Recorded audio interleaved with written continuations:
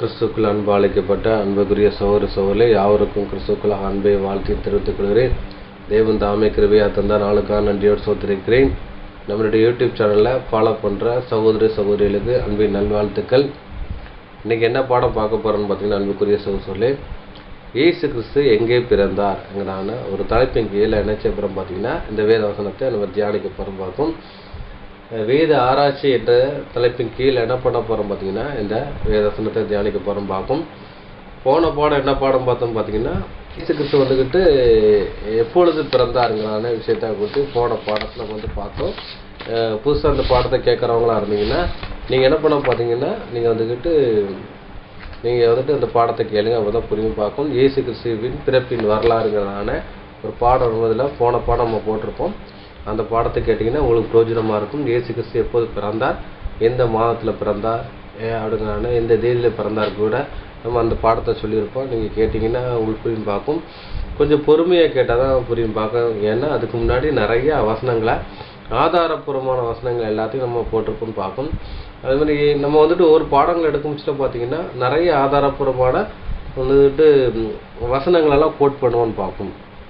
ஏன் கோட் பண்ணுவோன்னு பார்த்தீங்கன்னா, இதில் வந்து நிறைய வந்துட்டு வேதத்தை படித்தவங்க, பாஸ்டர்மார்கள், அவங்க தான் இந்த பாடங்களை கேட்குறாங்க. அப்போ அவங்களுக்கு என்ன பண்ணுறோம் பார்த்தீங்கன்னா, நிறைய வசனங்களை வந்துக்கிட்டு கொடுத்தா தான் அவங்களுக்கு எந்த கேள்விகள் இருக்காது, எதிர்மறையான கேள்விகளும் வராதுன்னு பார்க்கணும். அப்போ அவங்களுக்கு எல்லா வசனத்தையும் நம்ம வந்துக்கிட்டு சப்மிட் பண்ண முடிச்சா தான் அந்த பாடத்தை வந்து கிளாரிட்டி நல்லாயிருக்கும். அதுக்கப்புறமா தான் அவங்களுக்கு எந்த சந்தேகம் வராமல் பார்க்கணும். புதுசாக கேட்குறவங்க இல்லைன்னா வேத அறிவோ வேத ஞானம் இல்லாதவங்க என்ன பண்ணுவாங்கன்னா, இது நிறைய பேசிகிட்டு இருக்காரு, எப்போ தான் அவருடைய அந்த கண்டென்ட்டை சொல்லுவார் அப்படிங்கிறான எண்ணம் கூட சிலவங்களுக்கு இருக்கும். அப்படிலாம் உடனே என்ன முடியாது, சொல்ல முடியாது பார்க்கும். நீங்கள் உலகத்துலேயே நீங்கள் ஒரு படம் பார்த்தீங்கன்னா, அந்த திரைப்படத்தில் கிளைமேக்ஸுங்கிறது எப்போ தான் வரும், கடைசியில் தான் வரும் பார்க்கும். அதுக்கு முன்னாடி அதோடைய காரியங்கள்லாம் போயிட்டுருக்குன்னு பார்க்கும். அதே மாதிரி பார்த்தீங்கன்னா இதுவும் அப்படி தான். நீங்கள் ஒரு புக் ஸ்டோரியாக படித்தாலும் சரி, ஒரு கதையாக இருந்தாலும் சரி, அந்த கதையுடைய கிளைமேக்ஸ் எப்போ வரும்னா கடைசியில் தான் வரும் பார்க்கும். அதே மாதிரி நீங்கள் ஒரு சப்ஜெக்ட் பார்த்து கேட்டிங்கன்னா, சப்ஜெக்டுடைய கருப்பொருள், அதாவது அந்த மைய கருப்பொருள் எங்கே இருக்குன்னு பார்த்தீங்கன்னா கடைசி அத்தியாயத்தில் தான் இருக்குன்னு பார்க்கும். அதுக்காக நீங்கள் என்ன பண்ண பார்த்தீங்கன்னா, ரொம்ப பொறுமையாக நீங்கள் கேட்டால் தான் அது புரியும்னு பார்க்கும். அதே மாதிரி பார்த்தீங்கன்னா இன்றைக்கி நம்ம எடுக்கக்கூடிய பாடம் கூட அப்படி தான் இருக்குன்னு பார்க்கும். இயேசு கிறிஸ்து எங்கே பிறந்தார் அப்படிங்கிறத ஒரு கேள்வி எழுப்பினோம்னா, இப்போ எல்லாரும் என்ன சொல்லுவாங்கன்னா, மாட்டுத் தொழுவத்தில் பிறந்தார் அப்படிங்கிற விஷயம் சொல்லுவாங்க. மாட்டுத் தொழுவத்தில் அப்படிங்கிற விஷயம் சொல்லுவாங்க பார்க்கும். அவங்க பார்த்தீங்கன்னா அன்புக்குரிய சகோதரர்களே, அப்போ பார்த்தீங்கன்னா இயேசு கிறிஸ்து எங்கே பிறந்தார் அப்படிங்கிற விஷயம் சொல்ல முடிச்சு பார்த்தீங்கன்னா, எல்லா ஆசி தேவாலயங்களை பார்த்தீங்கன்னா ஒரு குடில் வைப்பாங்க. அந்த குடியில் இடையர்மார்னா எப்படி சொல்கிறாருன்னா, மேய்ப்பர்கள் அங்கே இருப்பாங்கன்னு பார்க்கும். அதுக்கப்புறம் பார்த்தீங்கன்னா ஒரு அங்கே மாடு, ஒட்டகம், அப்படி நிறைய விஷயங்கள் இருக்குன்னு பார்க்கும். நாங்கள்லாம் ஆர்சி பேக்ரவுண்டில் இருந்து வந்தவங்க தான். அதுக்கப்புறம் இந்த காசு, அதுக்கப்புறம் பைபிள் ஸ்டூடெண்ட் மாறணும் பார்க்கும். இந்த மாதிரி விஷயங்கள் இருக்குன்னு பார்க்கும். அதே மாதிரி பார்த்தீங்கன்னா நீங்கள் சிஎஸ்ஐ நீங்கள் சர்ச்சில் போனீங்கன்னா பார்த்தீங்கன்னா அங்கேயும் ஒரு குடில் வச்சு அதில் பார்த்தீங்கன்னா மாட்டுத் தொழுவத்தினுடைய அந்த பேக்ரவுண்ட்லாம் வச்சுருப்பாங்கன்னு பார்க்கும். மேபி எல்லா கிறிஸ்தவர்கள்ட்டையுமே கேட்டிங்கன்னா இயேசு கிறிஸ்து எங்கே பிறந்தார்னா மாட்டுத் தொழுவத்தில் பிறந்தார் அப்படிங்கிற விஷயத்தை தான் சொல்லுவாங்க. இதுக்கு சரியான ஒரு ரிசல்ட் இல்லைன்னு பார்க்கும். நிறைய பேர்ட்டு அந்த பாடம் எடுக்கிறதுக்கு முன்னாடி ஒரு சர்வே கேட்டிருந்தேன். அப்போனா இயேசு கிறிஸ்து எங்கே பிறந்தார்னா அதுக்கு வந்து வேதம் தெரிஞ்சவங்களுக்கும் பதில் தெரியல, வேதம் தெரியாதவங்களுக்கும் சரியான ஒரு பதில் அவங்களுக்கு சொல்ல தெரியலான்னு பார்க்கணும். அப்போ பொதுவான ஒரு தகவல் என்னென்னா, இயேசு கிறிஸ்து ஒரு மாட்டுத் தொழுவத்தில் பிறந்தார். மாட்டுத் தொழுவதுன்னா அவர் வந்துட்டு என்னென்னா, பிரசவ நேரத்தில் அவங்க வந்து வராங்க. அவங்களுக்கு வந்து சத்திரத்தில் இடம் இல்லாமல் அவங்க வந்து ஒரு மாட்டுத் தொழுவத்தில் பிறந்தார் அப்படிங்கிறான எண்ணங்கள் சில இருக்குன்னு பார்க்கும். இன்றைக்கி என்ன பார்க்க போனோம் பார்த்தீங்கன்னா, அவர் இயேசு கிறிஸ்து எங்கே பிறந்தாருங்கிறான எக்ஸாக்டாக நம்ம வந்து பார்த்து முடிக்க போகிறோம். ஆனால் மாட்டுத் தொழுவத்தில் பிறக்கலை, அதுதான் அதனுடைய விஷயம் பார்க்கும். அப்போ எங்கே பிறந்தாருங்கிறான விஷயத்த இன்றைக்கி வந்து பார்த்து முடிக்கலாம்னு பார்க்கும். அதுக்கப்புறம் படிக்கலாம். லூக்காஸ் விசேஷம் அதிகாரம் 2 வசனங்கள் 1 முதல் 16 வசனங்கள் வாசிக்கலாம். எழுதின சுவிசேஷம் அதிகாரம் 2 வசனங்கள் 1 முதல் 16 வரை. அந்நாட்களில் உலகமெங்கும் குடிமதிப்பு எழுதப்பட வேண்டும் என்று அகஸ்துராயனால் கட்டளை பிறந்தது.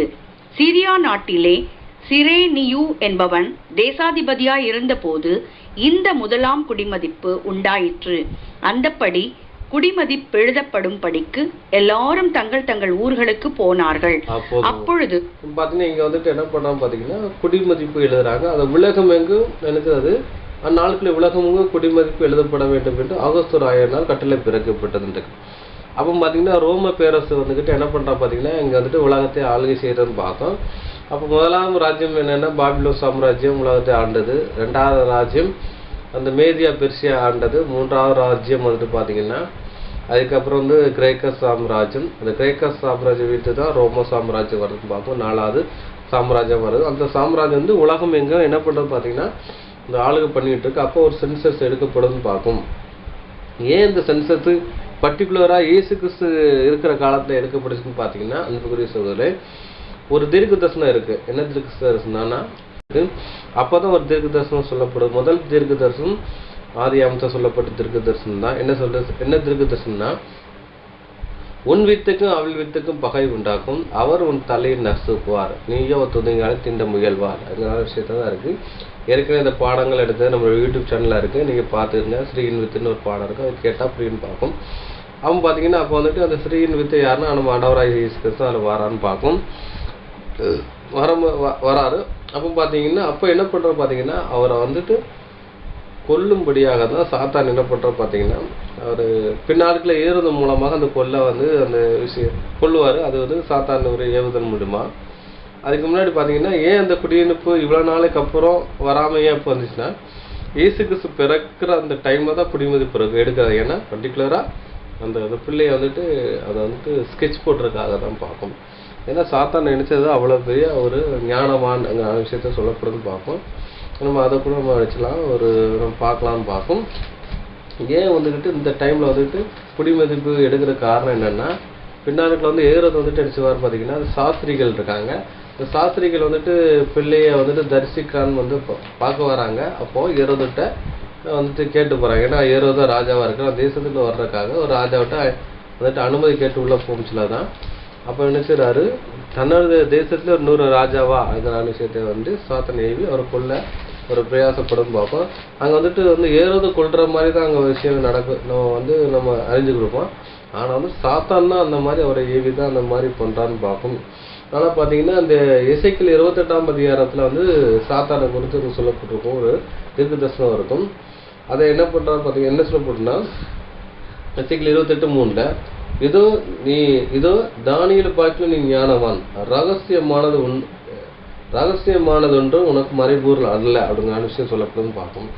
அப்போ வந்துக்கிட்டு சாத்தானுக்கு வந்துட்டு எந்த ரகசியமும் தெரியல, எல்லா மறைபொருளும் கிடையாது பார்க்க, எல்லாமே வந்துட்டு வெளியரங்கமாக இருக்குன்னு பார்க்காம இயேசு கிறிஸ்து பூமி பிறப்பாருங்கிற விஷயத்த யாருக்கு தெரியுமோ சாத்தானுக்கு தெரியும். அதனால தான் பார்த்தீங்கன்னா இங்கே வந்து ஒரு குடி மதிப்பு எழுதுறதுக்காக இங்கே இவங்களால ஏவப்படுறதுன்னு பார்ப்போம். எப்படி பார்த்தீங்கன்னா தாவீதை வந்துட்டு என்ன பண்ணுவாங்கன்னா அந்த தேசத்து மக்களை நினைச்சுவார் என்ன லெக்கம் பார்ப்பாருன்னு பார்க்கும். அதாவது லெக்கம் பார்க்குறோம்னா யுத்தத்துக்கு வந்து லெக்கம் பார்ப்பாங்க பார்க்கும், அதாவது தேவனுக்கு பிடிக்கலன்னு பார்க்கும். அதே மாதிரி பார்த்தீங்கன்னா இங்கேயும் எந்த லெக்கம் பார்க்குற என்ன விஷயம்னா அதாவது நம்ம ஆண்டவராகிய இயேசு கிறிஸ்து பிறப்பை நோட் பண்ணுறதுக்காக சாத்தானுடைய டூலாக என்ன செய்யுது இவங்கள எடுத்து பயன்படுத்துகிறான்னு பார்ப்போம். அதான் ஒரு விஷயம் பார்க்கும். அந்த விஷயம் போயிட்டுருக்கு. அப்போ வந்து அங்கே வந்து குடிமதிப்பு போடுறாங்க. அதனால தங்கள் ஊருக்கு வராங்கன்னு பார்ப்போம். அப்படி இருக்கும் பட்சத்தில் பார்த்தீங்கன்னா அதாவது எந்த பிள்ளை எங்கே பிறக்கோ அது வந்துட்டு அவங்களுக்கு வந்துட்டு எப்படி நம்ம ஊரில் அதாவது எந்த ஹாஸ்பிட்டலில் பிறந்தாலும் அந்த ஹாஸ்பிட்டலில் வந்துட்டு ஒரு சீட்டு கொடுப்பாங்க. அந்த சீட்டு மூலமாக தான் பெட் சர்டிஃபிகேட் வந்து நம்ம கவர்மெண்ட்டில் நம்ம அப்டேட் பண்ண முடியும்னு பார்ப்போம். அந்த நகராட்சியில் அப்டேட் பண்ண முடியும்னு பார்ப்போம். அதே மாதிரி தான் அங்கே ஒரு விஷயம் நடக்குன்னு பார்ப்போம். நான் தொடர்ந்து படிக்கலாம்.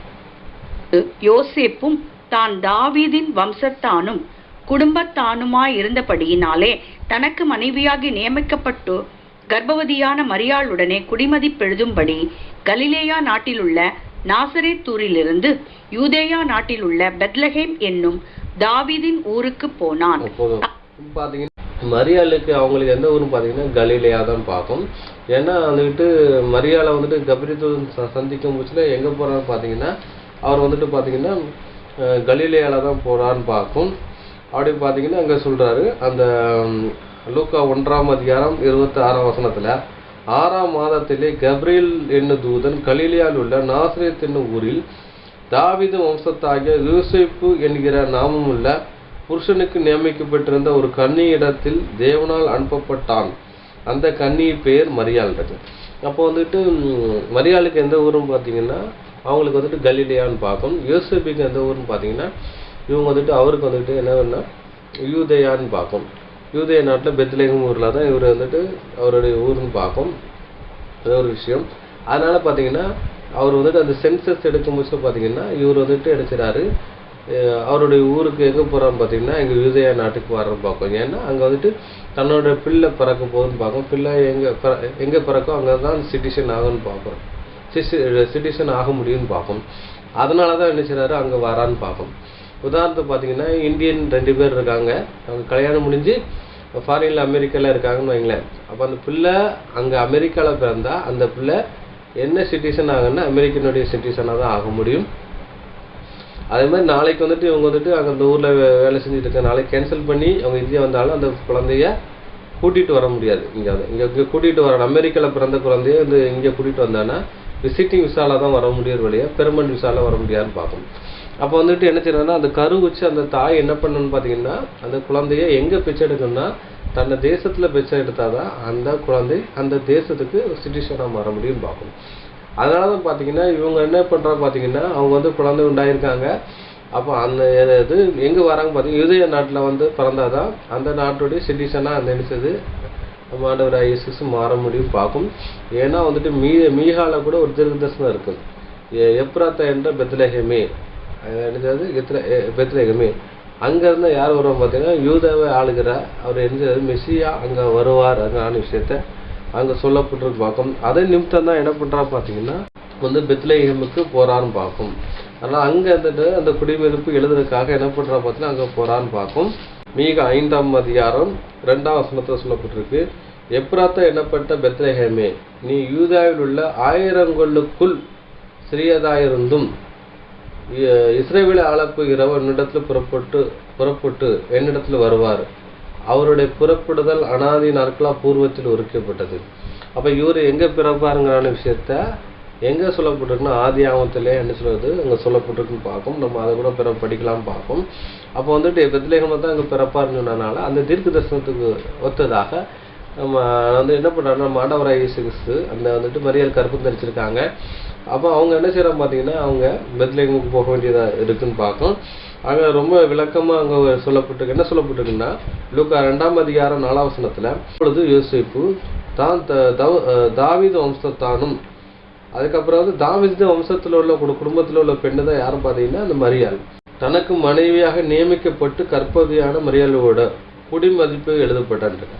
அப்போ வந்து தனக்கு நியமிக்கப்பட்ட மரியாளை கற்பதியானது. அப்போ வந்துட்டு பண்ண இவருக்கு பிறக்கலை. அதான் அங்கே சொல்லப்படுது. என்னன்னா இவருக்கு நியமிக்கப்பட்டிருந்த அந்த டைம்ல தான் என்ன பண்றாங்க பார்த்தீங்கன்னா இவங்க வந்து கற்பதி ஆகியிருக்காங்க. பரிசுத்த ஆவி மூலமாக தேவனுடைய வல்லம் மூலமாக இவங்க வந்துட்டு கற்பம் உண்டாயிருக்காங்க. அப்போ வந்து தான் நியமிக்கப்பட்டிருந்த மனைவியா அதாவது தனக்கு மனைவியா நியமிக்கப்பட்டிருந்த கற்பதியான அப்போ இவருக்கு எப்படின்னா தனக்கு மனைவியா நியமிக்கப்பட்டிருக்க மூச்சில் தான் அவர் கற்பதி ஆனான்னு இந்த வசனம் சொல்லப்படுன்னு பார்க்கும். இவருக்கு அது இல்லைங்கிற விஷயத்த அங்கே வந்து இந்த வசனம் சொல்லப்படுன்னு பார்க்கும். இது என்ன வந்து மற்றவங்க வந்துட்டு என்ன பண்ணுறது தப்பாக வந்துட்டு நினைச்சிடக்கூடாதுக்காக இந்த வேதத்தில் அப்பவுமே என்ன செய்கிறாங்க வந்துட்டு எழுதப்பட்டிருக்குன்னு சொல்லப்பட்டிருக்குன்னு பார்க்கும். யூத மார்க்கமும் மற்ற மார்க்கத்தில் உள்ளவங்க நினைக்கிறாங்கன்னா யோசேப்பினுடைய குமாரன் தானே அடுத்த சொல்லுவாங்க பார்க்கும். ஏன் யூத மார்க்கமே அப்படிதான் பேசிட்டுன்னு பார்க்கும். அதனால தான் தெளிவாக போட்டிருக்குன்னா அவருக்கு யோசேப்புக்கு வந்துட்டு திருமணத்துக்கு நிச்சயப்பட்டிருக்க அந்த நேரத்தில் தான் இவங்க வந்து கற்பதி ஆனாங்கன்னு இருக்காங்க. அந்த பிள்ளையை பெறக்க தான் என்ன பண்ணுறான்னு பார்த்தீங்கன்னா கலிலேய நாட்டிலிருந்து நாசரேத்து ஊரிலிருந்து யூதேய நாட்டுக்கு பெத்லெகேமுக்கு தாவீதின் ஊருக்கு போனான். அப்போ தாவீது ஊர் எதுனா பெத்லெகேம் பார்க்கும். அது எருசலேமுக்கு என்ன சொல்றாங்க அங்கே போறாங்கன்னு சொல்ற போட்டிருக்கு. தொடர்ந்து வாசிக்கலாம். அவ்விடத்திலே அவர்கள் இருக்கையில் அவளுக்கு பிரசவ காலம் நேரிட்டது. அவள் தன் முதற்பேரான குமாரனை பெற்று சத்திரத்திலே அவர்களுக்கு இடமில்லாதிருந்தபடியினால் பிள்ளையை துணிகளில் சுற்றி முன்னணியிலே கிடத்தினாள். பாத்தீங்கன்னா ஏதாவது ஒரு விஷயம் பார்க்கும். இதான் நம்மளுடைய ஃபோக்கஸோடைய பாயிண்ட் பார்க்கும். ஃபோக்கஸ் பாயிண்ட் என்னன்னா இந்த பாயிண்ட் தான் பார்க்க போறோம். அப்ப எங்க பிறந்தாருன்னு பாத்தீங்கன்னா சத்திரத்திலே அடுத்த 4 விஷயம் சொல்லப்பட்டிருக்கும் பார்க்கும். அந்த முந்தின வசனம் என்னன்னா அந்த எழுத்து அவ்விடத்தில் அவங்க இருக்கையில் அவர்களுக்கு பிரசவ காலம் நேரிவிட்டது அப்படின்னு. அப்போ பார்த்தீங்கன்னா அவங்களுக்கு ஏன் அவங்க வந்துட்டு அங்கே வராங்க பார்த்தீங்கன்னா அந்த குழந்தை வந்துட்டு அங்கே பிறக்கணும் யூதாவில் பிறந்தது தான் அவங்களுடைய சிட்டிசனாக மாற முடியும்னு பார்க்கும். அதனால் என்ன பண்ணுறோம் பார்த்தீங்கன்னா அங்கே அடிச்சுறாங்க வாரான்னு பார்க்கும். பார்த்தீங்கன்னா யூதேய நாட்டில் பெத்லஹேம்னு சொன்னால் அது என்ன எருசலேம் பார்க்கும். இது வந்துட்டு கிமு வந்துட்டு 934 யூதேய அரசு என்று பெயர் பச்சன்னு பார்க்கும். அந்த யூத அரசுன்னு சொல்லி பேர் இருக்குது. அந்த அரசில் வந்துட்டு தான் இவங்க வந்து வரணுக்காக என்ன பண்ணுறாங்கன்னா இவங்க அந்த வராங்க பார்க்கும். அப்போ பெத்லஹேம் எங்கே இருக்குன்னு பார்த்தீங்கன்னா பாலஸ்தீனாவில் மேற்கு கரையில் நினச்சது வெஸ்ட் பேங்கு என்னும் பகுதியில் உள்ளதுன்னு பார்க்கும். இப்போ வந்துட்டு காசா பாலஸ்தீனத்தை 2 பிரிவாக சண்டை போடுறாங்க பார்க்குங்களா. ஒன்று காசா இன்னும் வெஸ்ட் பேங்க்ன்றது. அந்த வெஸ்ட் பேங்கில் தான் என்ன இருக்குன்னு பார்த்தீங்கன்னா இந்த பெத்லஹேம் இருக்கும் பார்க்கும். இந்த எருசலேமுக்கும் அந்த பெத்லஹேமுக்கும் உள்ள டிஸ்டன்ஸ் எல்லாம் பார்த்தீங்கன்னா 8 கிலோமீட்டரும் பார்க்கும் அமைந்துள்ளதுன்னு பார்க்கும். இது வந்து பெத்லஹேம் என்றால் என்னென்னா அப்பத்தின் வீடுங்கிறதான பொருளை அடையாளப்படுத்துன்னு பார்க்கும். இதை தான் சொல்லப்படுதுன்னு பார்க்கும். இது வந்துட்டு பார்த்தீங்கன்னா எருசலேம் வந்து கிழக்கே இருக்குன்னு பார்க்கும். எருசலேம் தான் கிழக்கே இருக்குன்னு பார்க்கும். அதை தான் எங்கே சொல்லப்படுது. அதனால தான் சொல்கிறாங்க கிழக்கே நட்சத்திரத்தை கண்டு பணிந்து கொள்ள வந்தேன்னு சொல்லி சாஸ்திரிக்கு சொல்கிறாங்க பார்க்கும். அது வந்துட்டு எருசலேம் தான் கிழக்கே இருக்குங்கிற விஷயம் சொல்லப்படுது பார்க்கும். அப்போ பார்த்தீங்கன்னா என்ன பண்ணுறாங்க, அப்போ வந்து எங்கே இருக்காங்க பெத்லஹேமில் இருக்கும் போச்சுன்னா நினச்சிடாங்க அவ்விடத்தில் இருக்கையில் அவங்களுக்கு பிரசவ காலம் நேரிட்டது அப்படின்னா அவங்களுக்கு பிரசவ நேரிட்டு. அப்போ என்ன பண்ணுறா பார்த்தீங்கன்னா சத்திரத்தில் அவங்களுக்கு இடம் இல்லாதபடினால் பிள்ளையை சுற்றி என்னது முன்னிலையிலே கிடைத்து இருக்கிறான்னு இருக்கு. அப்போ சத்திரம் என்றால் என்ன பார்க்க வரோம், அதுக்கு முன்னிலை என்றால் என்னங்கிறான விஷயத்த நம்ம வந்து பார்க்க போகிறோம்னு பார்க்கணும். அப்போ சத்திரம் என்றால் என்னன்னு பார்த்தீங்கன்னா அன்புக்குரிய சகோதரர்களே, அப்போ வந்து சத்திரம்ங்கிறான விஷயத்த இப்போ சொல்லப்பட்டிருக்குன்னு என்ன சொன்னால் ஆங்கில இதில் சில இடத்துல சத்திரங்கள் விடுதி என்று சொல்லப்பட்டிருக்கு. இன்னொரு ஹோட்டல் போட்டிருக்கு. இன்னும் ஆங்கில வருஷத்தில் ரூம்ஸு போட்டிருக்கு. இன்னொரு ஆங்கில வருஷத்தில் இன் அப்படின்றது INN என்னன்னு சொல்லப்பட்டிருக்கு. அது என்னன்னா ஒரு இடத்தை குறிக்கிற ஒரு வார்த்தையாக இருக்குன்னு பார்க்கும். அப்போ இங்கே சத்திரம் என்று சொல்ல முடிச்சுட்டு பார்த்தீங்கன்னா அன்புக்குரிய சகோதரி சத்திரம் என்றால் என்ன வைத்தியசாலைங்கிறான விஷயத்தை அங்கே பொருள்படும் பார்க்கும். அதுக்கப்புறம் பார்த்தீங்கன்னா இலங்கையில் பார்த்தீங்கன்னா இலங்கை தமிழில் என்ன சொல்லுவாங்கன்னா இந்த சத்திரம் என்றால் அது என்ன சத்திரசாலை அப்படின்னா அதெல்லாம் வைத்தியசாலை இல்லாட்டி மருத்துவமனைங்கிறதான விஷயத்தை சொல்லுவாங்க பார்க்கும். அப்போ சத்திரம் என்றால் என்னென்னா அது வந்துட்டு ஒரு வைத்தியசாலைன்னு பார்க்கும். அப்போ வந்துட்டு என்னென்னா இயேசு கிறிஸ்து பிறந்த டைமில் அநேக குழந்தைகள் நினைச்சிருந்தாங்க அந்த டைமில் பிறகு. அதனால் சத்திரத்தில் அதாவது மருத்துவமனையில் இடம் இல்லைன்னு பார்க்கும். அதனால் பார்த்தீங்கன்னா அது வந்துட்டு என்ன சத்திரத்து முன்னிலை அப்படிங்கிற விஷயம் சொல்லப்படுது. முன்னிலைங்கிறது என்னென்னா நம்ம ஊர் பாஷையில் பார்த்தீங்கன்னா போர்ட்டிக்கும் பாவம். போர்ட்டிக்கில் நினைக்கும் வாகனம் நிறுத்த வேண்டிய இடம் தான் நினைச்சது இந்த போர்ட்டிக்கோன்னு பார்ப்போம். அதே இடத்துல என்ன பண்ணுறாங்க அந்த முன்னிலையில் என்ன பண்ணுவாங்க பார்த்தீங்கன்னா அந்த காலத்தில் வாகனம் என்னென்னா அதுக்கப்புறம் இந்த கோவேறு கழுதைகள் குதிரைகள் தான் என்ன பண்ணுவாங்க பார்த்தீங்கன்னா அவங்க யூஸ் பண்ணுவாங்க பார்ப்போம். குதிரையை யுத்தத்துக்கு யூஸ் பண்ணுவாங்க. கோவேறு கழுதைன்னா அந்த என்னென்னா குதிரையை மாதிரி தான் இருக்கும். அதுதான் அந்த கழுதை அது கோவேறு கழுதைன்றது. அதை வந்துட்டு மனிதர்கள் வந்துட்டு என்ன செய்வாங்கன்னா அவங்களுடைய மனிதன் ஏறுறதுக்கு அதுக்கப்புறம் வணிகம் செய்கிறதுக்கு அது யூஸ் பண்ணுவான்னு பார்க்கும். அப்படி என்ன பண்ணும்போது அந்த கோவேறு கழுதையை அது என்ன முன்னிலை அதாவது அந்த அந்த சத்திரத்துக்கு முன்னாடி அதில் கெட்டி போடுற இடம் தான் பார்க்கும். அதுக்கப்புறம் பார்த்தீங்கன்னா கெட்டி போடுற விஷயம். அதுக்கப்புறம் அதுக்கு முன்னாடி வந்து ஒரு தொட்டி இருக்கும், தீவன தொட்டின்னு இருக்கும். அது வைக்கோல்லாம் போட்டுப்பாங்க. அதில் வந்துட்டு நினைக்கிறது அது இருக்குன்னு பார்க்கும். அதனால் இவங்களுக்கு இடம் இல்லைன்னால என்ன பண்ணாங்க இந்த முன்னிலைங்கிறது என்னென்னா சத்திரத்தை முன்னிலைன்னா அந்த கழுதையை கெட்டி போடுவாங்களா அந்த விஷயம் தான் இருக்கும் அந்த இடம். அதான் அந்த முன்னிலைங்கிறான விஷயத்தை சொல்லப்பட்டு பார்க்கும். பிள்ளையை துணியில் சுற்றி முன்னிலை கிடத்துறாருன்னு இருக்கு.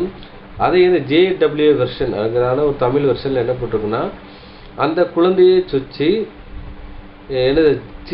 தீவன தொட்டியில் படுக்கையில் வைத்தார்கள் இருக்கும். அதே இது திருவிழத்தில் படிச்சிங்கன்னா குழந்தையை துணியினால் சுற்றி ஆடு மாடுகள் உணவும் உண்ணும் ஒரு இடத்தில் வைத்தார்கள் இருக்கு. ஆடு மாடு இப்போ ஆடு மாடுகள் சொன்ன விஷயத்த வச்சு கம்பேர் பண்ணி இவங்க என்ன பண்ணிட்டாங்கன்னா அது ஒரு மாட்டு தொழுவாக மாறிட்டேன்னு பார்க்கும். ஆக்சுவலி அப்படி கிடையாது. சத்திரங்கிறது அதாவது ஹாஸ்பிட்டலுக்கு வந்தவங்க அந்த பிராணிகள் என்ன பண்ணுவாங்க பார்த்தீங்கன்னா அந்த கழுதைகளை அந்த கெட்டி போடுற இடத்துல வந்து வச்சுருக்காம பார்க்கும். இந்த குழந்தைய வந்துட்டு கதகதப்பாக இருக்கிறக்காக என்ன பண்ணுறாங்கன்னா அந்த வந்துட்டு தீவன தொட்டியில் அந்த குழந்தைய வைக்கோலுக்குள்ள எனக்கு துணியை சுற்றி நினைச்சிடாம வச்சுருக்கான்னு பார்க்கும். இதான் அந்த விஷயம் பார்க்கும். அது வந்துட்டு நினைச்சிருந்தா சத்திரங்கிறது என்னென்னு பார்த்தீங்கன்னா அது மருத்துவமனைங்கிறத விஷயத்தை அடையாளம். இன்றைக்கி அந்த மருத்துவமனை சொல்கிறது சத்திரசாலைன்னா என்ன வைத்தியசாலைன்னு அர்த்தம்னு பார்க்கும். அதே மாதிரி பார்த்தீங்கன்னா நம்ம ஊரில் பார்த்தீங்கன்னா இன்றைக்கி தூத்துக்குடியில் இருக்குது சத்திரா ஸ்டாப்னா அங்கே வைத்தியசாலைன்னு இருக்குது அந்த ஒரு விஷயம் இருக்கும். அதே மாதிரி பார்த்தீங்கன்னா எங்கள் ஊரில் 2 விஷயம் இருக்குது. தூத்துக்குடியில் சத்திரங்கிறத 2 விஷயம் பார்ப்போம். வைத்தியசாலை, மார்க்கெட் பக்கத்துலேயே ஒரு சத்திரம்பாங்க. அங்கே பார்த்தீங்கன்னா ஃபுல்லாக வைத்தியர்கள்னா என்னது, இந்த எலும்பு முறிவு வைத்தியர்கள் இருக்காங்க, அவங்க இருக்கிற இடம் தான் சத்திரம்னு சொல்லப்பட்டு பார்க்கும். அதே மாதிரி பார்த்தீங்கன்னா முன்னாடி இந்த சத்திரங்கிற விஷயத்தை பற்றி சித்தர்கள் எழுதுறாங்க, சித்த மருத்துவம் அந்த விஷயங்கள் பண்ணியிருக்காங்க. முதலுதவி பண்ணி வேலையை தான் பார்த்தீங்கன்னா அந்த சத்திரங்கிறான விஷயத்த சொல்கிறாங்க பார்க்கும். அதான் சிலவங்க சொல்லுவாங்க, என்னது இது, என்ன சத்திரமா, வந்து போகிற இடம்பாங்க அப்படின்பாங்க. அதே மாதிரி ஒரு 100 வார்த்தை கூட யூஸ் பண்ண ஒரு பழமொழியா, விருந்தும் மருந்தும் 3 நாளைக்கு தான்பாங்க. அதை கூட என்னது, இந்த சத்திரத்தை கம்பேர் பண்ணாமல் பார்க்கும். சத்திரத்தில் பெர்மனெண்ட்டாக இருக்க முடியாது, வந்து போகிற இடம் என்பாங்க. அதே மாதிரி அதாவது மருந்தும் 3 நாளைக்கு தான் யூஸ் பண்ணணும் நான் விஷயத்தில் பார்க்கும். அதை இந்த விஷயத்தை அடையாளப்படுத்தணும்னு பார்க்கும். இன்னொரு விஷயம் படிக்கலாம். இன்னொன்று பார்த்தீங்கன்னா அந்த வந்து சத்திரத்தில் இடம் இல்லாத நாள் இருக்கு. ஏன்னா அந்த ஏன் இடம் இல்லைன்னு பார்த்தீங்கன்னா, அநேக குழந்தைகள் என்ன செய்யறது பார்த்தீங்கன்னா அங்கே வந்துட்டு பிறக்கிறதுனால அவருக்கு இடம் இல்லாமல் போயிடுச்சு அப்படிங்கிற விஷயம் பார்க்கும். நம்ம அந்த கூட ஒரு விஷயத்த கூட நம்ம படிச்சுட்டு போகலாம் பார்க்கும். இது மத்தேயு 2ஆம் அதிகாரம் 7, 8, 16 வாசிங்க. மத்தேயு எழுதின சுவிசேஷம் அதிகாரம் 2 வசனங்கள் 7, 8 மற்றும் 16. அப்பொழுது ஏரோது சாஸ்திரிகளை இரகசியமாய் அழைத்து நட்சத்திரம் காணப்பட்ட காலத்தை குறித்து அவர்களிடத்தில் திட்டமாய் விசாரித்து, நீங்கள் போய் பிள்ளையை குறித்து திட்டமாய் விசாரியுங்கள், நீங்கள் அதை கண்ட பின்பு நானும் வந்து அதை பணிந்து கொள்ளும்படி எனக்கு அறிவியுங்கள் என்று சொல்லி அவர்களை பெத்லெஹேமுக்கு அனுப்பினான். அப்பொழுது ஏரோது தன் சாஸ்திரிகளால் வஞ்சிக்கப்பட்டதைக் கண்டு மிகுந்த கோபமடைந்து ஆட்களை அனுப்பி தான் சாஸ்திரிகளிடத்தில் திட்டமாய் விசாரித்த காலத்தின்படியே பெத்லெஹேமிலும் அதன் சகல எல்லைகளிலுமிருந்து 2 வயதுக்குட்பட்ட எல்லா ஆண் பிள்ளைகளையும் கொலை செய்தான். போதும் பார்க்கும். இங்கே பார்த்தீங்கன்னா அது பெத்லெஹேமில் அந்த லிமிட்டுக்குள்ளே வந்துட்டு எங்கெங்கெல்லாம் ஆண் குழந்தை பிறந்துச்சோ அதெல்லாம் கொல்லணுங்கிற விஷயம் சொன்னான்னு பார்ப்போம். அப்படி பார்த்தீங்கன்னா அதை எதன் அடிப்பில் போய் கொண்டான்னு பார்த்தீங்கன்னா அந்த சென்சஸ் எடுத்த முறை தான் பார்ப்போம். அந்த சென்சஸ் எடுக்கிறதுக்கு முறைக்கு யார் எவ்வளோன்றது சாத்தான் தான் பார்ப்போம். இந்த டைரக்டாக வசனம் இல்லை, இதுதான் அதோடைய பொருள் பார்ப்போம். இன்னொன்று பார்த்தீங்கன்னா அந்த சென்சஸ் எடுத்ததுக்கு இன்னொரு காரணம் வந்துட்டு, ஏன்னா அந்த டைமில் எந்தெந்த குழந்தையெல்லாம் பிறந்திருக்குங்கிற விஷயத்தையும் தெரிஞ்சு அதை கனெக்ட் பண்ணி எந்த கொல்ல போகிறாங்கன்னு பார்ப்போம். அதனால தான் யூசுப்பினுடைய சொப்பனத்தில் தேவன் வந்துட்டு அவங்களுக்கு உணர்த்தி அவங்க என்ன எகிப்துக்கு நினைச்சாங்க, அங்கே தப்பி போகிறாங்கன்னு பார்ப்போம். ஏன்னா நம்ம அடவரை இயேசு அங்கே இருந்தால் எப்படின்னா அங்கே கொல்லப்பட வேண்டிய சூழ்நிலையாக இருக்குன்னு பார்ப்போம். அதனால தான் என்ன சொல்கிறாங்கன்னா இவங்க என்ன பண்ணுறாங்கன்னா அங்கேருந்து தப்பித்து கொள்ள வேண்டிய சூழ்நிலையாக இருக்குன்னு பார்க்க. ஏன்னா அங்கே வந்துட்டு அந்த குழந்தை வந்துக்கிட்டு பிறந்திருக்குன்னு சொல்லி ஒரு சென்சஸ் அங்கே எடுத்திருப்பாங்க. அதனால் அங்கே வந்து கொல்லப்பட வேண்டும். அதனால தான் என்ன செய்கிறாங்க, அங்கே தப்பிக்கிறான்னு பார்க்கும். அதே மாதிரி பார்த்தீங்கன்னா இயேசு கிறிஸ்து காலத்தில் ஏன் நிறைய குழந்தை பிறந்துச்சுன்னா, ஏன் பிறந்தது காரணம் என்னென்னா, அன்னைக்கு வந்து இயேசு கிறிஸ்து பிறக்கிறாரு. அப்போ இயேசு கிறிஸ்து மட்டும் தனியாக அந்த டைமில் அவங்க அந்த குழந்தை பிறந்தா அவங்க டைரெக்டாக இயேசு கிறிஸ்து வந்து கொண்டு போயிருப்பாங்க பார்க்கும். அங்கே அநேக குழந்தைகள் அங்கே பிறந்தனால பார்த்தீங்கன்னா அங்கே வந்து இயேசு கிறிஸ்துவை அந்த கண்டுபிடிக்கிறதுக்கு அந்த வந்து ரொம்ப டைம் எடுத்ததுக்குன்னு பார்க்கும். அதனால தான் பார்த்தீங்கன்னா அங்கே வந்து 2 வயது ஆண்குழந்தை கொள்றாங்க, பர்டிகுலராக கொள்றாங்கன்னு பார்ப்போம். ஏன் 2 வயதுக்குள்ள ஆண்குழந்தை கொள்றாங்கன்னா, அப்போ அந்த டைமில் நிறைய குழந்தைகள் பிறக்குன்னு பார்க்கும். ஏன்னா தேவனே அந்த பிறக்கிறதுக்கு ஒரு விஷயத்த பண்ணி வச்சான்னு பார்க்கும். உதாரணத்துக்கு பார்த்தீங்கன்னா நம்ம வந்துட்டு கிறிஸ்துமஸ் வந்துக்கிட்டு கிறிஸ்து எப்போ பிறந்தான்னா அக்டோபர் 10 பிறந்தான்னு சொல்லி நம்ம வந்து போன பாடத்தில் பேசியிருப்போம். அவன் பார்த்தீங்கன்னா இந்த அக்டோபர் 10 வந்துட்டு பார்த்து அநேக குழந்தைகள் பிறக்குன்னு பார்க்கும். இன்றைக்கி பார்த்தீங்கன்னா தூத்துக்குடியில் வந்துக்கிட்டு பார்த்தீங்கன்னா ஹாஸ்பிட்டலில் போட்டிங்கன்னா நிறைய பிள்ளைகள் நினச்சது வந்துட்டு பெரியாசில் நிறைய பிள்ளை பிறக்குன்னு பார்க்கும். தூத்துக்குடி பட்டணத்தில் பார்த்தீங்கன்னா அநேக குழந்தைகள் பிறக்கும் பார்க்கும். அப்போ வந்து இதில் வந்து எந்த குழந்தை அப்படிங்கிற விஷயத்த நம்ம வந்து கட்டிக்குள்ளார நம்ம பார்க்க முடியாது. இப்போ தூத்துக்குடியில் வந்துட்டு இப்போ இயேசு கிறிஸ்து பிறந்திருக்கார் அப்படிங்கிற விஷயம் வச்சுக்கிங்கன்னா அது வந்துட்டு அநேக குழந்தைங்க அந்த டைமில் பிறந்திருக்கும். அப்போ எந்த குழந்தைகளும் எக்ஸாக்டாக கண்டுபிடிக்க முடியாது.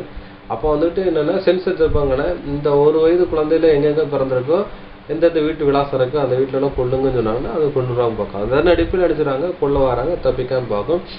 இந்த விஷயத்தை தேவனே அனுப்பிச்சிருக்க என்ன பண்ணுறா பார்த்தீங்கன்னா, அப்போ அந்த டைமில் நிறைய குழந்தைகள் பிறக்கு அப்படின்னு பார்க்கணும். அப்போ வந்துட்டு அந்த டைமில் நிறைய குழந்தைகள் வந்து பிறக்கிறதுனால அது சத்துரங்கிற மருத்துவமனை அங்கே பிறக்கிறதுனால இவங்க நமக்கு மரியாளுக்கு அவங்களுக்கு இடம் இல்லைன்னு பார்க்கணும். அப்போ பார்த்தீங்கன்னா அவங்க வந்துட்டு என்னென்னா வந்துக்கிட்டு இன்றைக்கி மருத்துவமனை இருக்கிற மாதிரி அன்றைக்கி இருந்திருக்கு. அப்போ அங்கே வைத்தியம் பண்ணிக்கிட்டு தான் இருந்திருக்கான்னு பார்க்கணும். அப்படின்னா பிரசவம் எடுக்கிறதுக்கு பிரசவம் பார்க்கறதுக்கு என்ன பண்ணுறோம் பார்த்தீங்கன்னா அங்கே மருத்துவ வச்சுக்கெல்லாம் இருந்திருக்காங்கன்னு பார்க்கும். நம்ம அதை கூட நம்ம படிக்கலாம் பார்க்கும். ஆதியாகமம் 35ஆம் அதிகாரம் 16, 17 வாசிக்கலாம். ஆதியாகமம் அதிகாரம் 35 வசனங்கள் 16 மற்றும் 17. பின்பு பெத்தேலை விட்டு பிரயாணம் புறப்பட்டார்கள். எப்பிராத்தாவுக்கு வர இன்னும் கொஞ்ச தூரம் இருக்கும்போது ராகேல் பிள்ளை பெற்றாள். பிரசவத்தில் அவளுக்கு கடும் வேதனை உண்டாயிற்று. பிரசவிக்கும் போது அவளுக்கு கடும் வேதனையாயிருக்கையில் மருத்துவச்சி அவளை பார்த்து, பயப்படாதே, இந்த முறையும் புத்திரனை பெறுவாய் என்றாள். போதும் பார்க்கும். அப்போ வந்துட்டு அவங்களுக்கு யார் பிரசவம் பார்க்கான்னு பார்த்தீங்கன்னா இங்கே ஒரு மருத்துவச்சி பார்க்கும். ராகிலுக்கு பிரசவம் பார்க்காங்க. பிரசவ பார்க்க இடம் பார்த்தீங்கன்னா எப்ராத்தான்ட்டு பெத்லெகேமுக்கு வர்ற விஷயத்தை அடையாளப்படுத்துன்னு பார்க்கும். அப்போ பார்த்தீங்கன்னா இங்கே பிரசவம் யார் பார்க்கன்னு பார்த்தீங்கன்னா இங்கே ஒரு மருத்துவச்சி பார்த்தாங்க அப்படிங்கிற விஷயம் சொல்லப்படுது பார்க்கும். அதுக்கப்புறம் இன்னொரு வசனம் கூட படிக்கலாம். யாத்திராகமம் 1ஆம் அதிகாரம் 16, 17 அதே விஷயங்கள் படிக்கலாம் பார்க்கும். யாத்திராகமம் அதிகாரம் 1 வசனங்கள் 16 மற்றும் 17. நீங்கள் எபிரேய ஸ்திரீகளுக்கு மருத்துவம் செய்யும் போது அவர்கள் மனையின் மேல் உட்கார்ந்திருக்கையில் பார்த்து, ஆண் பிள்ளையானால் கொன்று போடுங்கள், பெண் பிள்ளையானால் உயிரோடு இருக்கட்டும் என்றான். மருத்துவச்சிகளோ தேவனுக்கு பயந்ததினால் எகிப்தின் ராஜா தங்களுக்கிட்ட கட்டளைப்படி செய்யாமல் ஆண் பிள்ளைகளையும் உயிரோடே காப்பாற்றினார்கள். அப்போ மனை மேல் உட்காந்துன்னா அவங்க வீட்டில் உட்காந்து விஷயத்தை பார்க்கும். அப்போ வந்துட்டு வீட்டுக்கு போய் பிரசவம் பார்த்துருக்காங்க. இன்னொன்று பார்த்தீங்கன்னா இவங்க வந்துட்டு எங்கே இருக்குன்னா கலிலேயாவில் தான் இருக்காங்க. இப்போ பெத்லெகேமுக்கு ஆரம்பிச்சு பார்த்தீங்கன்னா அவங்க வந்து மருத்துவ வச்சிகள் இருக்கிற இடம், அதாவது அந்த ஹாஸ்பிட்டல், நம்ம ஊர் பார்த்தீங்கன்னா ஹாஸ்பிட்டல் அங்கே சத்திரம் பார்க்கும்.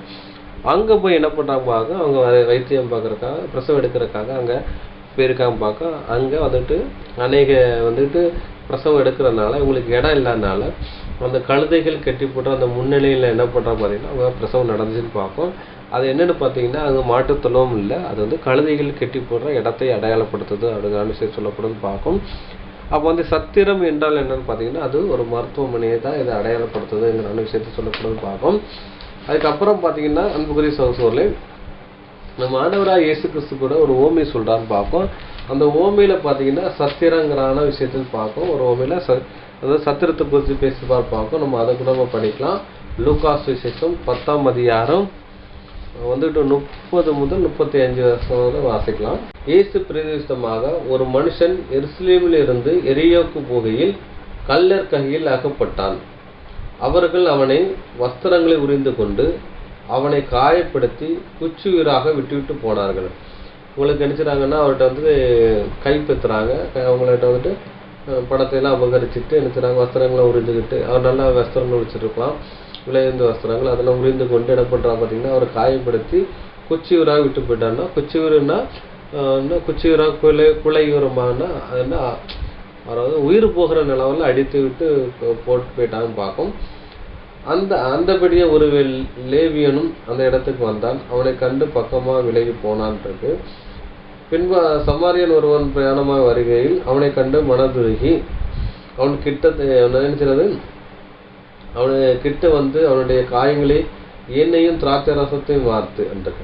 அப்போ எண்ணெய்ங்கிறத என்ன சொன்னால் அவங்களுக்கு ஃபர்ஸ்ட் எய்ட் வச்சுக்கிற எண்ணெய் இருக்குன்னு பார்ப்போம். அவன் பார்த்தீங்கன்னா இது எண்ணெய்ங்கிற விஷயம் என்னென்னா அவங்க வந்துட்டு என்னன்னாங்க பிரயாணம் போடுறாங்க அப்படின்னா முன்னாடி நம்ம இப்போல்லாம் வந்துட்டு வண்டி யூஸ் பண்ணுறோம்ல, குறிப்பிட்ட டைமில் நம்ம போய் சேர்ந்துடும். அந்த நாளுக்குள்ள வந்து கழுது கால்நடையாக போகிறோன்னா பிரயாணங்களுக்கு தூரமாக இருக்கிறதுனால அவங்களுக்கு என்ன செய்றாங்க, அவங்களுக்கு எண்ணெய்ங்கிற தலை தேய்க்கிற எண்ணெய்கள், திராட்சை ரசங்கிறது அவங்களுக்கு குடிக்கிற பானங்களை வச்சுட்டு போகிறான்னு பார்ப்போம். அங்கே வந்துட்டு காயத்தை என்ன பண்ணுறோம் பார்த்தீங்கன்னா அவங்களுக்கு தண்ணி கொண்டு தான் வாஷ் பண்ணணும், ஆனால் அவங்கள்ட்ட இல்லை. அதனால் பார்த்தீங்கன்னா திராட்சை ரசத்தை வந்து அந்த காயத்தை வந்துட்டு வாஷ் பண்ணுறான்னு பார்ப்போம். இதுக்கு வந்து ஒரு ஃபர்ஸ்ட் எய்டாக சொல்கிறாங்க. கிட்ட வந்து அவனுடைய காயங்களை எண்ணெயும் திராட்சை ரசத்தை வார்த்து காயங்களை கட்டி அவனை தன்னை சுய வாகனத்தின் மேல் ஏற்றி சத்திரத்துக்கு கொண்டு போய் அவனை பராமரித்தான்ட்டு. மறுநாளிலே புறப்பட்ட போது அன்றைக்கு அப்போ சத்திரத்தை கூட பராமரித்து, சத்திரங்கிறது என்ன விஷயத்தை பார்த்தீங்கன்னா இவர் வந்துட்டு மருத்துவமனையை தான் அடையாளப்படுத்தணும்னு பார்க்கும். அங்கே வந்துட்டு இந்த சத்திரங்கிறது நம்ம வந்து ஒரு ஹோட்டலோ ஒரு விடுதியோ அப்படின்னு நினச்சிட்டோம்னா நினச்சோம்னா அது வந்துட்டு அது கம்பேர் ஆகாதுன்னு பார்ப்போம். ஏன்னா இந்த மனிதனை எப்படி இருக்கான்னா குச்சியூரும் குலையுதிருமாய் இருக்கானா உயிர் போகிற கண்டிஷனாக இருக்குது. அப்போ வந்துட்டு ஒருத்தர் உயிர் போகிற கண்டிஷனாக இருந்தால் நம்ம எங்கே கொண்டு போவோம் பார்த்தீங்கன்னா, எங்கே கொண்டு போவோம், ஹாஸ்பிட்டலில் தான் கொண்டு போகணும்னு பார்ப்போம். ஹாஸ்பிட்டலில் வந்து ஃபர்ஸ்ட் எய்டு கொடுப்பாங்கன்னா அவனுக்கு என்ன செய்வோம்னா அவனுக்கு வந்து முதலுதவி செய்வேன்னு பார்ப்போம். இப்போ எனக்கு அந்த நல்ல சமாதியில் வந்து என்ன பண்ணுறாங்க, முதலுதவி செய்யறதுக்காக சத்திரத்தை கொண்டு போகிறாங்க. சத்திரங்கிறது இங்கே ஒரு மருத்துவ முறையை அடையாளப்படுத்தும் பார்க்கும். சத்திரத்துக்கு கொண்டு போய் அவனை பராமரித்து மறுநாளிலே அவன் புறப்பட போது 2 பணத்தை எடுத்து சத்திரத்தாரின் கையிலே கொடுத்து, நீ இவனை விசாரித்துக்கொள், அதிகமாய் எதையாயிலும் இவனுக்காக செலவழித்தால் நான் வந்து திரும்பி வரும்போது இதை அவனுக்கு தருவேன் இருக்கார். அப்போ பார்த்தீங்கன்னா சத்திரம்னா ஹாஸ்பிட்டல், அதாவது அவங்கள்ட்ட கொடுத்துட்டு நீங்கள் செலவு பண்ணுங்க, வேற ஏதாட்டி இவனுக்கு செலவு வந்து நான் தாரன் இருக்கேன், தாரன் என்று சொல்லப்படுதுன்னு பார்க்கும். ஆனால் அன்புக்குரிய சகோதரர்களே, இப்போ வந்துட்டு இந்த சத்திரம் வந்து இது ஒரு ஹோட்டலோ இல்லாட்டி ஒரு ரூம்னா விடுதியோ நினைச்சிங்கன்னா எடுத்துக்கொண்டான்னா அவன் ஒரு மனிதனே குச்சியூராக குலையூராக இருக்கிற மனிதனை எப்படி ஒரு விடுதியில ஒரு ஹோட்டலில் வைக்க முடியாது பார்ப்போம். இப்போ அவனுக்கு என்ன தேவைன்னா ஒரு முதல் உதவி தேவை. அவருக்கு வந்துட்டு அவர் என்னன்னா அவர் வந்துட்டு உயிர் போகிறா இருக்காரு, அவர் உயிர் கொடுக்கணும்னா அது யாரால முடியும்னா மருத்துவரால் தான் அவங்களுக்கு வந்துட்டு அந்த சிகிச்சை கொடுக்க முடியும்னு பார்க்கலாம். அதனால என்ன பண்ண பார்த்தீங்கன்னா எங்கே வந்திருக்கான்னு பார்த்தீங்கன்னா அந்த சத்திரம் சொல்லப்பட்ட விஷயம் என்னன்னா மருத்துவமனையை அடையாளப்படுத்துன்னு பார்க்கலாம். அப்போ மருத்துவமனை கொண்டு வந்து அவருக்கு முதல் உதவி செய்கிறான்னு பார்க்கும். அதே மாதிரி மரியாள் வந்துட்டு அங்கே அந்த குழந்தை பெற விஷயத்தை என்ன பண்ணா, சத்திரத்தை இடம் இல்லாதபடினால் அப்படின்னா அங்கே வந்துட்டு அந்த மருத்துவமனையில் இடம் இல்லாதபடினால் மருத்துவமனைக்கு முன்னாடி அதை போர்ட்டிகோ என்று சொல்லப்படுற அந்த கழுதைகள் தங்க நிற்கிற இடத்துல என்ன பண்ணுறா பார்த்தீங்கன்னா அந்த முன்னிலையில் என்ன பண்ணுறாங்க பார்த்தீங்கன்னா அங்கேருந்து வந்து குழந்தை இதை பிறக்கிற விஷயத்தை அதை அடையாளப்படுத்துதுன்னு பார்க்கும். அடுத்தபடி அன்புக்குரிய சகோதரி இதான் ஒரு விஷயம்னு பார்க்கும். இப்போ பார்த்தீங்கன்னா இப்போ வந்துக்கிட்டு இந்த சத்திரம்ங்கிறான விஷயத்த பார்த்தீங்கன்னா அங்கே தான் ஹோட்டல் ரூம் இன் அப்படின்னு சொல்லப்படுது. அதனால் அது ஒரு விடுதி ஒரு ரூமு தான் நிறைய வெர்ஷனில் இருக்குதுன்னு பார்க்கும். அப்போ இதை நம்ம ரூம்போ விடுதியாக நம்ம எடுத்துக்கொண்டோம்னா அதை அவருடைய கண்ணோட்டத்தோடு நினச்சப்போ என்ன பண்ண போகிறாங்கன்னா அந்த படத்தை நம்ம வந்துட்டு பார்க்கலாம். இப்போ பார்த்தீங்கன்னா ஒரு ஹோட்டலில் போய் ரூம் போடுறோம். அப்படி ஏன் ரூம் போடுறோன்னா அப்போ அந்த புதுசாக ஒரு இடம் ஒரு தெரியாத ஒரு இடத்துக்கு போகிறோம். அங்கே வந்துட்டு நம்ம சொந்த பந்தங்களே இல்லைன்னு வைங்களேன், அங்கே போய் ஹோட்டலில் ரூம் போடலான்னு பார்க்கும்.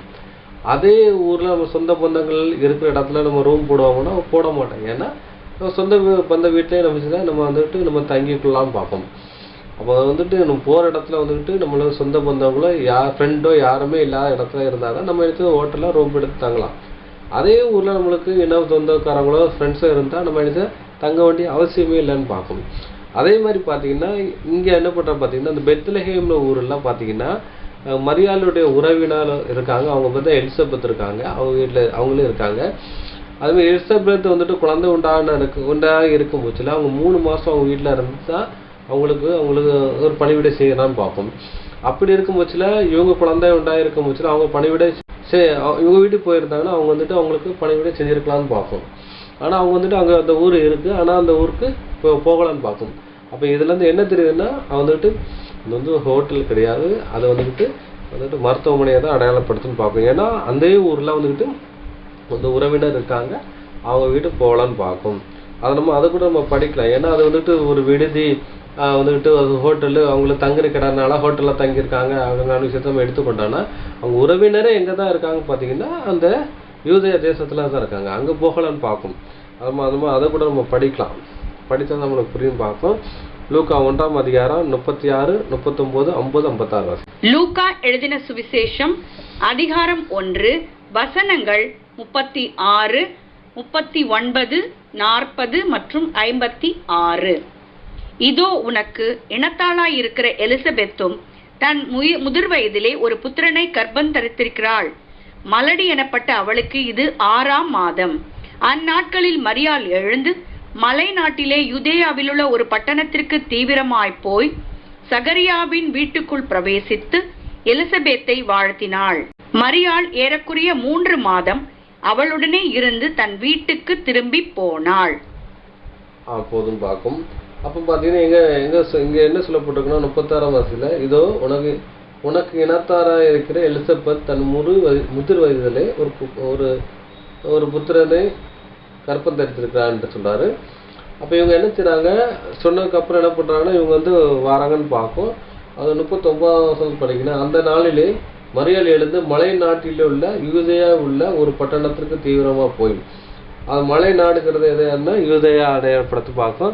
இயேசு கிறிஸ்து எங்கே படுதோ யூதேயா நாட்டில் உள்ள பெத்லகேமிலே அப்படிங்கிற விஷயத்தை சொல்லப்படுதுன்னு பார்க்கும்.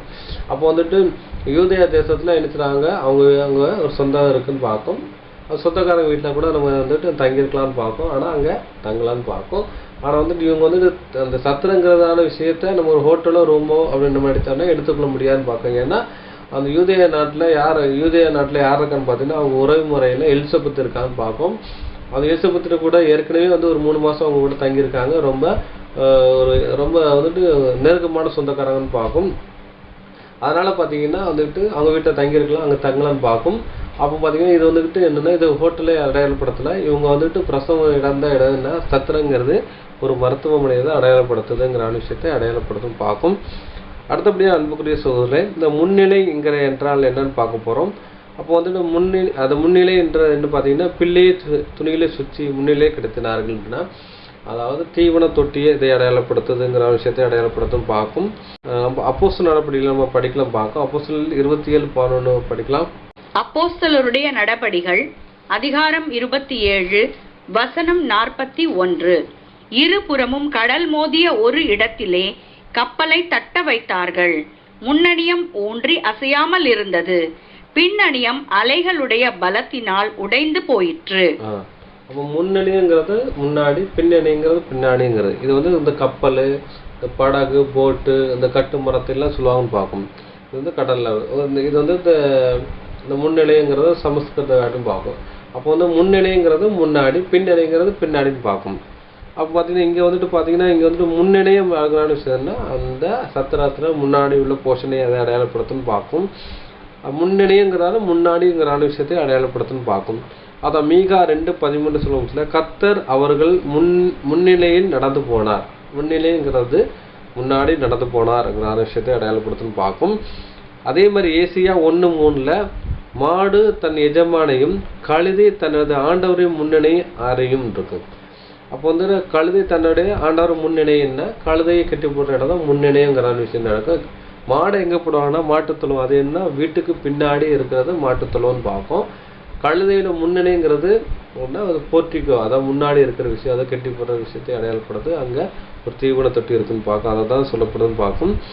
திருவிவிலியத்தில் படிச்சிங்கன்னா ஒரு கழுதை தனது எஜமானின் தனக்கு உணவிடும் இடத்தை அறியும் அங்கே விஷயத்தை சொல்லப்படுதுன்னு பார்க்கும். அடுத்தபடியாக அன்புக்குரிய சகோதரர்களே, பார்த்தீங்கன்னா முன்னிலைங்கிற விஷயத்தை இடம்னா கழுதையை கட்டி போடுற இடம் முன்னிலைங்கிறது. அங்கே தான் ஆண்டவர் இயேசு கிறிஸ்து அது துணிகளை சுற்றி இருக்கிறதை அவங்க வந்துட்டு கண்டார்கள் அவங்க விஷயம் சொல்லப்படுதுன்னு பார்க்கும். அதுக்கு தொடர்ந்து வாசிக்கலாம்.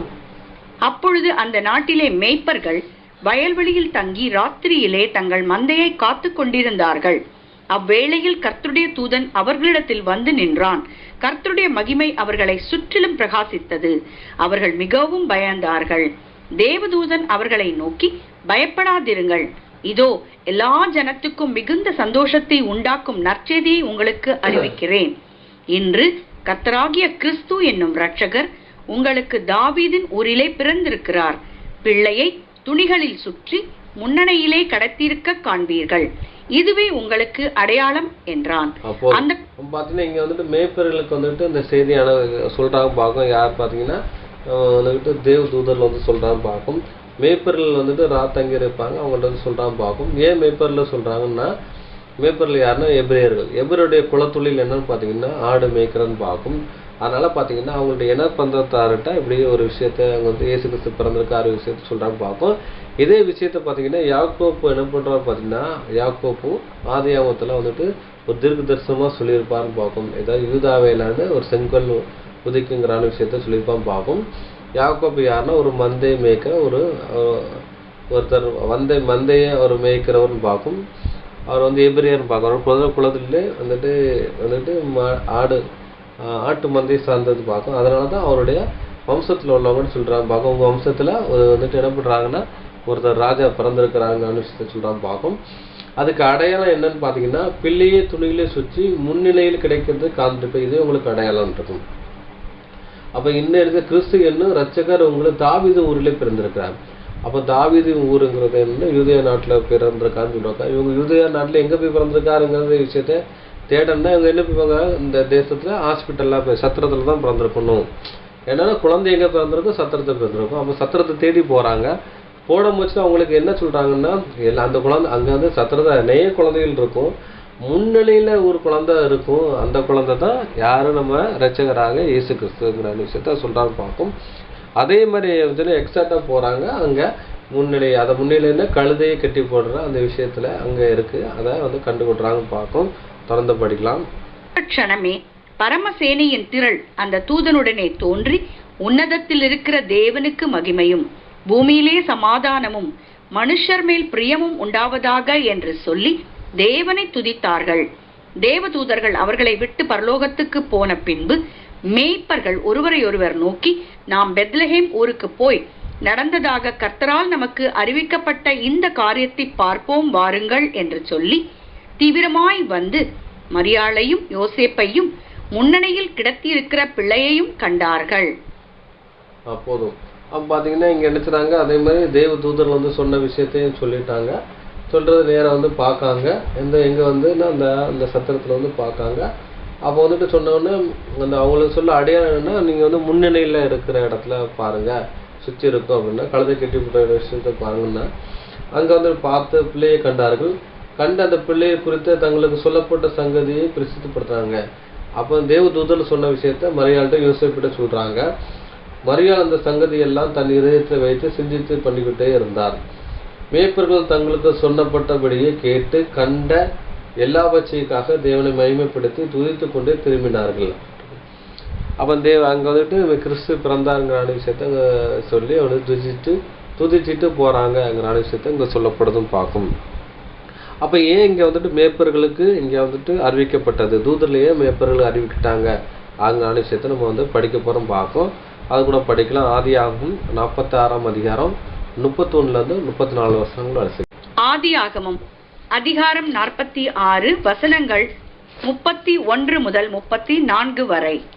பின்பு யோசேப்பு தன் சகோதரரையும் தன் தகப்பனுடைய குடும்பத்தாரையும் நோக்கி, நான் பார்வோனிடத்திற்கு போய் கானான் தேசத்திலிருந்து என் சகோதரரும் என் தகப்பன் குடும்பத்தாரும் என்னிடத்தில் வந்திருக்கிறார்கள். அவர்கள் மேய்ப்பர்கள், ஆடு மாடுகளை மேய்க்கிறது அவர்கள் தொழில். அவர்கள் தங்கள் ஆடு மாடுகளையும் தங்களுக்குண்டான எல்லாவற்றையும் கொண்டு வந்தார்கள் என்று அவருக்கு சொல்லுகிறேன். பார்வோன் உங்களை அழைத்து உங்கள் தொழில் என்ன என்று கேட்டால், நீங்கள் கோசேன் நாட்டில் குடியிருக்கும்படி அவனை நோக்கி, எங்கள் பிதாக்களைப் போல உமது அடியாராகிய நாங்களும் எங்கள் சிறு வயது முதல் இதுவரைக்கும் மேய்ப்பர்களாய் இருக்கிறோம் என்று சொல்லுங்கள். மேய்ப்பர்கள் எல்லாரும் எகிப்தியருக்கு அருவருப்பாய் இருக்கிறார்கள் என்றான். அப்ப என்ன சொல்றாங்க, எங்கள் பிதாக்கள் போல உமது அடியாராக நாங்களும் சிறு முதல் கொண்டு மேய்ப்பர்கள் இருக்கும்.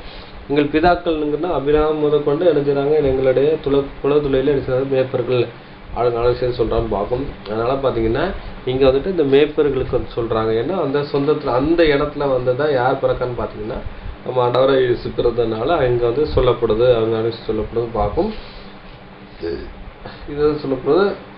இதே மாதிரி பாத்தீங்கன்னா இங்க வந்துட்டு யாக்கோப் வந்துட்டு இங்க அவர் மரணம் அடையும் போச்சுல சொல்றாரு பார்க்கும். அதை கூட படிக்கலாம். ஏன்னா இயேசு கிறிஸ்து பிறக்கிற விஷயத்த அங்க தீர்க்க தரிசனமா சொல்றான்னு பார்க்கும். ஆதியாகமம் 49ஆம் அதிகாரம் 9-10. ஆதியாகமம் அதிகாரம் 49 வசனங்கள் 9 மற்றும் 10. யூதா பாலசிங்கம், நீ இறை கவர்ந்து கொண்டு ஏறி போனாய். என் மகனே, சிங்கம் போலும் கிழச்சிங்கம் போலும் மடங்கி படுத்தான். அவனை எழுப்புகிறவன் யார்? சமாதான கர்த்தர் வருமளவும் செங்கோல் யூதாவை விட்டு நீங்குவதும் இல்லை.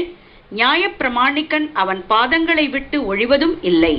ஜனங்கள் அவரிடத்தில் சேருவார்கள். போதும் பார்க்கும். அப்போ வந்து சமாதான கர்த்தர் வரணும், செங்கோல் யூதா விட்டு நீங்குவதில்லை. செங்கோல்ங்கிறது ஆளுகைங்கிற விஷயத்தை சொல்லப்படுது பார்க்கும். இப்போ யூதா கோத்திரத்துல தான் யார் பிறப்பான்னு பார்த்தீங்கன்னா சமாதான கர்த்தர் வரும்பளவும். சமாதான கர்த்தர் யாருடைய சந்ததியில் வரவன்னு பார்த்தீங்கன்னா யூதா கோத்திரத்திலிருந்து வருவார் அங்கே நாலு விஷயம் சொல்கிறான்னு பார்க்கும். அதனால தான் பார்த்தீங்கன்னா அங்கே வந்துட்டு யாக்கோப்புடைய சந்ததி, யாக்கோப்பு யார் வந்துன்னா இந்த மேய்ப்பருடைய சந்ததி, அந்த சந்ததியில் தான் யார் வரா நம்ம ஆண்டவராகிய இயேசு கிறிஸ்து வரன்னு பார்க்கும். அப்போ வந்து இன்னும் தாவீது யாருன்னு பார்த்தீங்கன்னா யூதா தான், யூதா கோத்திரத்தில் தான். அவர் என்ன பண்ணுறாரு, ஆடு மேய்க்கிறது அவர் தொழிலாக இருக்குன்னு பார்க்கும். அதனால யூதாவின் அதாவது தாவீது வம்சத்தில் தான் நம்ம ஆண்டவராகிய இயேசு கிறிஸ்து வரான்னு பார்க்கும். அதனால் பார்த்தீங்கன்னா அங்கே மேய்ப்பர்களுக்கு இங்கே அறிவிக்கப்பட்டது எங்களான விஷயம் சொல்லப்படுதுன்னு பார்ப்போம். அதுக்கப்புறம் படிக்கலாம். எண்ணாகமம் 24ஆம் அதிகாரம் 17ஆம் வசனம். எண்ணாகமம் அதிகாரம் 24 வசனம் 17. அவரை காண்பேன், இப்பொழுது அல்ல, அவரை தரிசிப்பேன், சமீபமாய் அல்ல. ஒரு நட்சத்திரம் யாக்கோபிலிருந்து உதிக்கும், ஒரு செங்கோல் இஸ்ரவேலிலிருந்து எழும்பும். அது மோவாபின் எல்லைகளை நொறுக்கி சேத் புத்திரர் எல்லாரையும் நிர்மூலமாக்கும். போதும்னு பார்க்கும். இங்கே சொல்ல முடிச்ச பிள்ளையாக சொல்ல முடிச்சு சொல்லுவார், அவரை காண்பேன் இப்போது அல்ல, அவரை தரிசிப்பேன் சமீபம் அல்ல. ஒரு நட்சத்திரம் யாக்கோப்பிலிருந்து உதித்து ஒரு செங்கல் இஸ்ரவேலின் எழும்பும் அப்படிங்கிற விஷயம் பார்ப்போம். அப்போ யாக்கோப்பிலிருந்து உதிக்கும் ஒரு செங்கல் இஸ்ரவேலிருந்து எழும்புங்கிற விஷயத்தை நம்ம ஆண்டவராகிய இயேசு கிறிஸ்து கொடுத்த ஒரு தீர்க்க தரிசனத்தை புறஜாதி ஒரு தீர்க்கதரிசனில் ஒரு குறிச்சொல்றவர் என்ன பண்ணுறாரு பார்த்தீங்கன்னா இங்கே வந்து ஒரு சொல்கிறான்னு பார்க்கும். அதனால் அன்புக்குரிய சகோதரர்களே, இன்றைக்கி என்ன படம் பார்த்தோம் பார்த்தீங்கன்னா இயேசு கிறிஸ்து எங்கே பிறந்தாருங்கிற விஷயத்தை நம்ம பார்த்தோம். அது வந்து மாட்டு தொழுவத்திலே பிறந்தாருங்கிற ஒரு கண்ணோட்டத்தோடு அந்த பாடத்தை பார்த்தோம். இப்போ உலகமே என்ன சொல்லிட்டு இருக்கும் பார்த்தீங்கன்னா இயேசு கிறிஸ்து வந்துக்கிட்டு மாட்டு தொழுவத்தில் பிறந்தாருங்கிற விஷயம் சொல்லுது. ஆனால் வந்துட்டு அவர் மாட்டு தொழுவத்தில் பிறக்கல, சத்திரத்தில் முன்னிலையிலே பிறந்தார்ன்றது. அப்போ சத்திரங்கிறான விஷயத்த ஆங்கிலத்தில் பார்த்தீங்கன்னா விடுதி, ஹோட்டல், ரூம், இன் அப்படிங்கிற விஷயம் சொல்லப்படுது. எல்லாமே ஒரு விடுதி, ஒரு ஹோட்டலை அடையாளப்படுத்துகிற மாதிரி விஷயம்னு சொல்லப்படுதுன்னு பார்ப்போம்.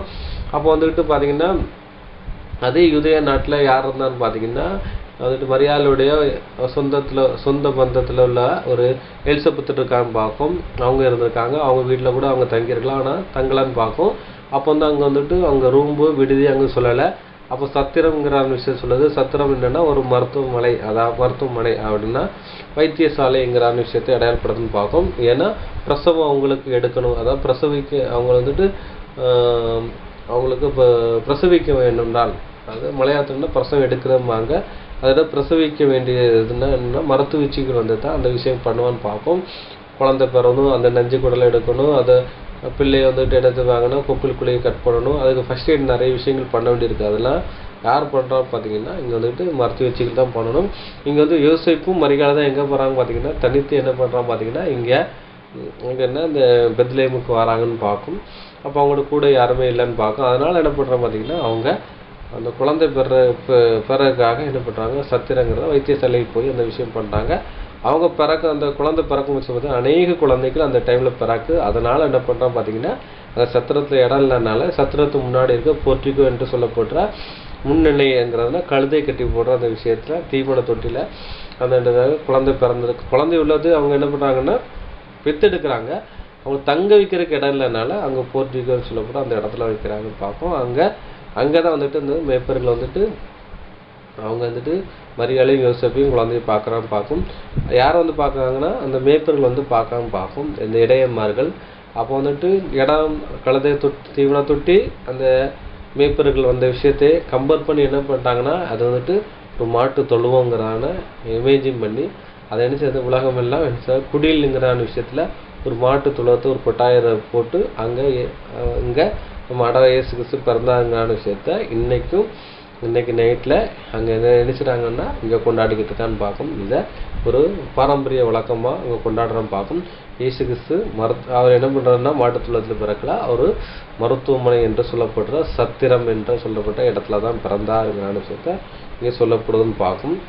இதான் அந்த விஷயம்னு பார்க்கும். நம்ம அடுத்த காணொலியில் என்ன பார்க்க போகிறோம்னா என்னென்னா இயேசுவை வந்துட்டு அதாவது தரிசிக்க பார்க்க வந்த சாஸ்திரிகள் கொடுத்து அடுத்த பாடத்தில் வந்து நம்ம பார்க்கலாம் பார்க்கும். இவ்வளோ நேரம் பொறுமுறை கேட்டவங்களே தேவன் தாமே ஆசிரியப்பாராக. ஆமென்.